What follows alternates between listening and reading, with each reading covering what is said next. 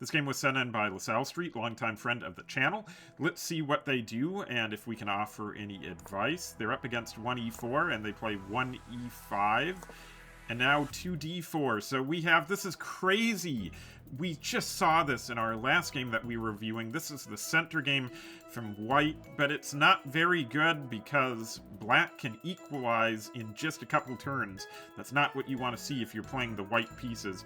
And we can see why here. Black goes ahead and takes on d4. Queen gets involved, takes on d4. Queen's in the center of the board. And now we're tempoing the queen.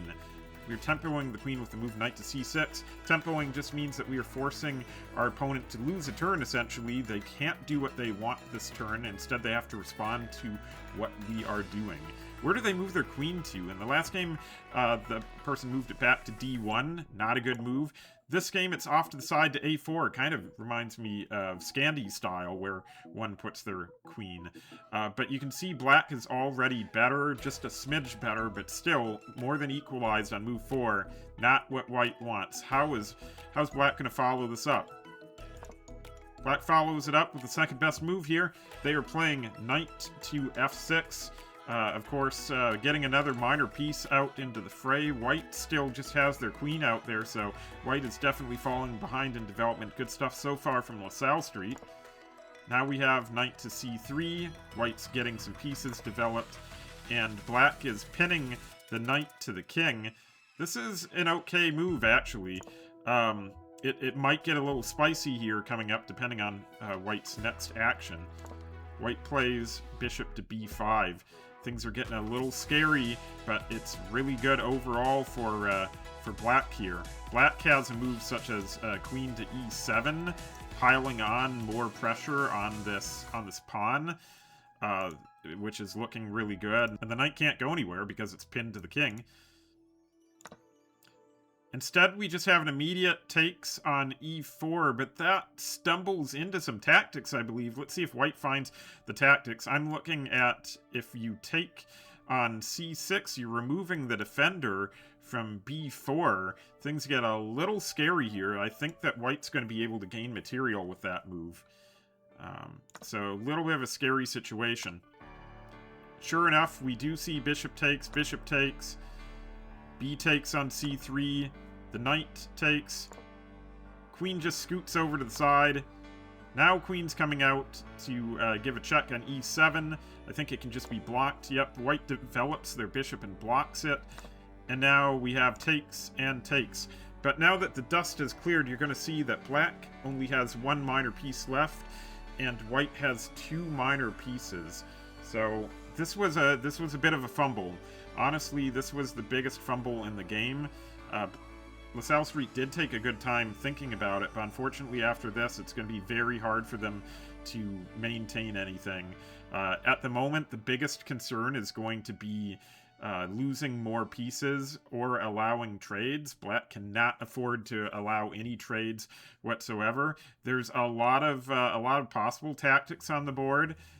There'd be a real scare of castling into some sort of skewer where the queen and the rook are getting skewered, if not for the fact that right now this bishop is pinned. But definitely black has to watch out for if white gets unpinned, a tactic like that could become available to their opponent. So let's see how they do. They take the time to castle right now. White is developing their knight to f3. And now black plays the move f6. I think this is kind of a weakening move here. I think the idea is that you're trying to limit the knight, which is good. I love locking down pieces and making them stupid. But in this case, I don't think that's necessarily a great plan, because you're losing out on I feel like your only opportunity to stop your opponent from easily castling. We'd like to just be a thorn in white's side and keep their king in the center, or maybe force them to castle queen side, which is not anywhere near as safe. So right now, a move like bishop to a6, I think, just to be annoying and prevent that castle is absolutely critical. Above, trying to limit the scope of this knight jumping in. Also, of course, doing that is weakening this diagonal, which could come back and bite you later on. So there's a lot of scary things going on here. Alright, so they go ahead and castle, and black loses their opportunity to keep white's king in the center of the board. Bishop to b7 is really passive. I'm not sure what's going on here with it, but it's not an active square whatsoever for the bishop. I mean, it's between a rock and a hard place right now. As you get higher rated, losing a minor piece is just so hard to come back from, you know? You're put at such a disadvantage. I definitely wouldn't say anyone that's a beginner novice level should quit the game over it, because people blunder all the time at this level. You just want to make sure that you're ready for any of those blunders, and you're setting up your pieces on active squares so that you can hopefully capitalize on blunders like that. Alright, they play rook to the e-file, lining up the rook with the queen. Let's see what black does. Alright, black plays rook to e8 here. I really don't like this. This is super scary stuff. I feel like our opponent here has a chance to play bishop to c5, which looks absolutely just brutal. That looks like it ends the game, honestly. Bishop protected by the queen, skewering the queen and the rook. Also double attack on the queen, in fact. Queen can't afford to take here because there's just too much. There is no back rank mate. White protects it too many times. Instead, they play bishop captures on a7, which is definitely a miss. Huge miss by our opponent. Got lucky on that one. Let's see what black does. Queen to d8. I mean, again, between a rock and a hard place at this point. This is just a very passive move here. And I don't think it's going to help the situation at all to be passive. White maybe gets another shot. White says, oh, maybe I should have gone to c5 all along. Well, it's too late for that now, White. Alright, so we have a capture. Unfortunately, all of this is playing right into White's hands. As black, we do not want to trade, but that's what's happening. We're just trading pieces down. White throws in a check. I don't think it matters here. And now we're down to a queen and a bishop against queen, bishop, and knight.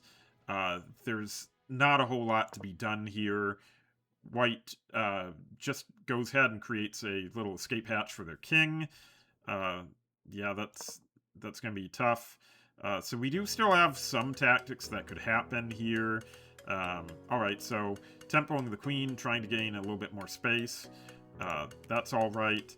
Black plays queen to b8. And now we're kind of getting into scary tactics. This is scary stuff.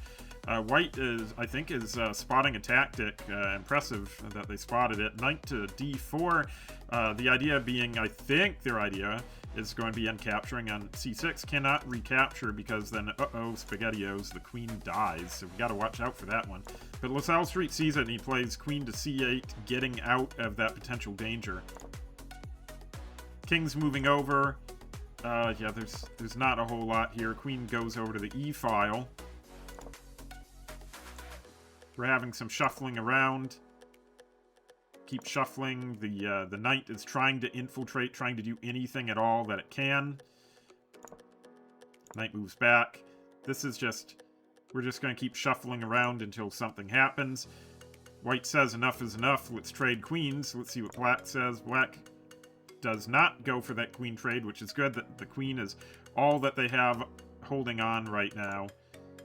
They lock in their knight. Maybe there's something over here, though. Maybe there's a queen captures on c2, queen captures on f2 business, but unfortunately that bishop on c5 is covering f2.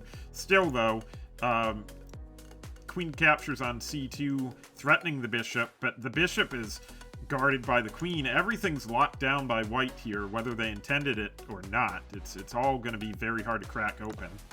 Queen takes on c2.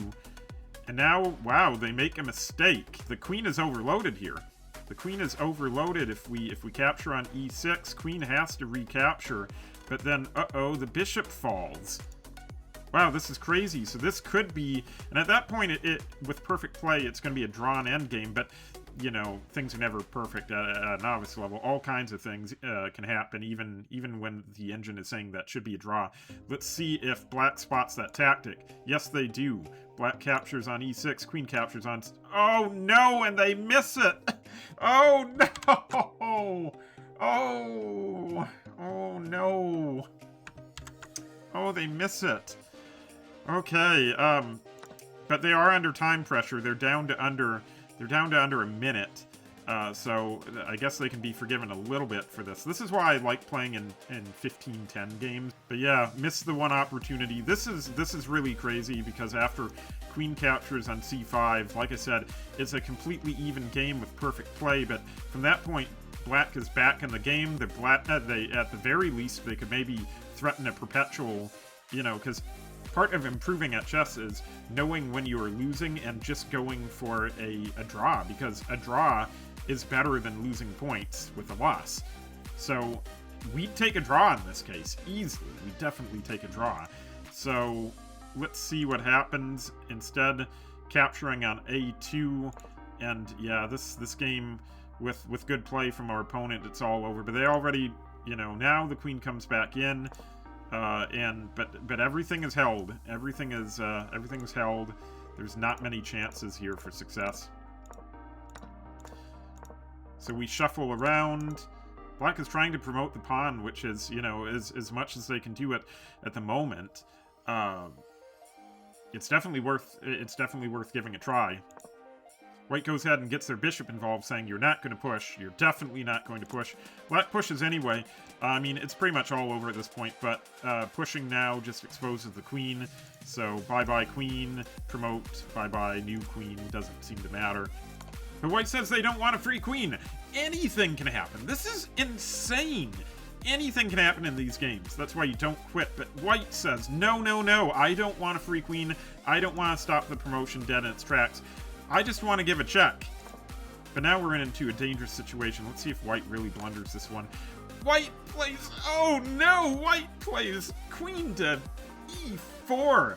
That's amazing for us. That is amazing for Black. Will they take advantage? Will they take that queen? Yes, they gobble up that queen right away. 16 seconds on the board with Black. Only 9.3 from their opponent. This is just insane. Now we have a mate in 3 if Black finds it. We've gone from completely losing to completely winning. Mate in 3 on the board. Will Black find it? After this move, it's actually a mate in 1. Just slide your queen in, and it's goners for that king. That king can't escape, can't go anywhere else. It's just over now. So instead, they give a check. King's on the run.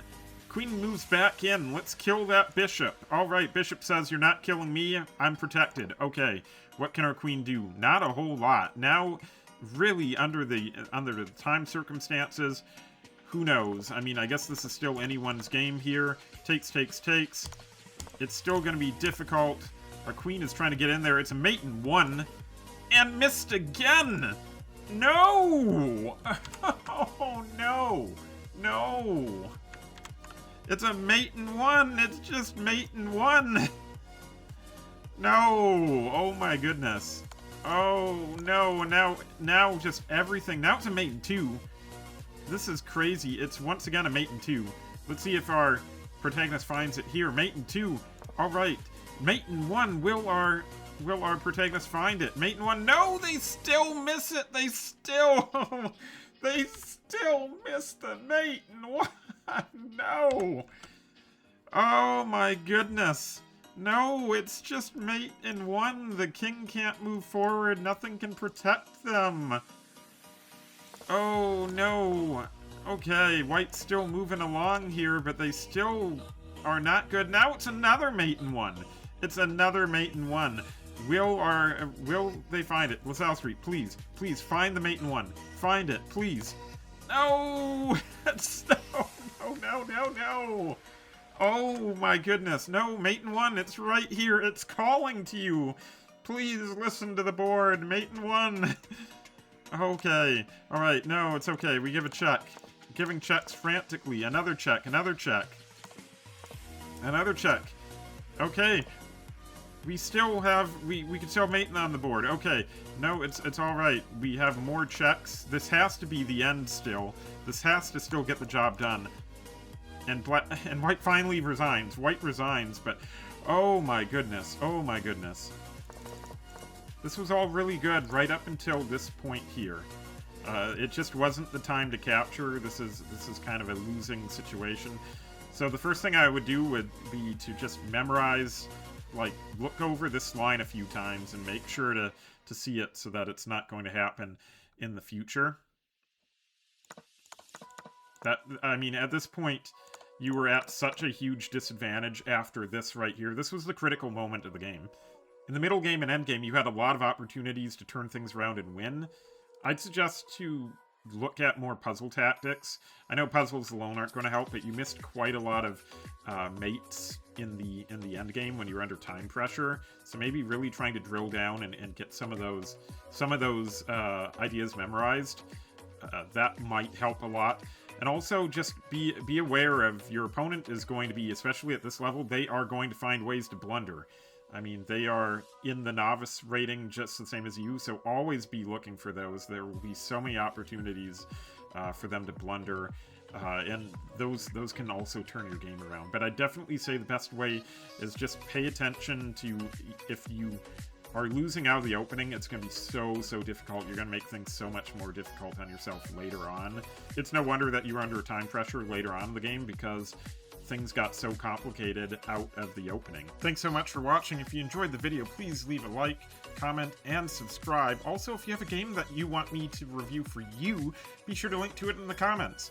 Alright, thanks again, and I'll see you in the next video. Bye-bye!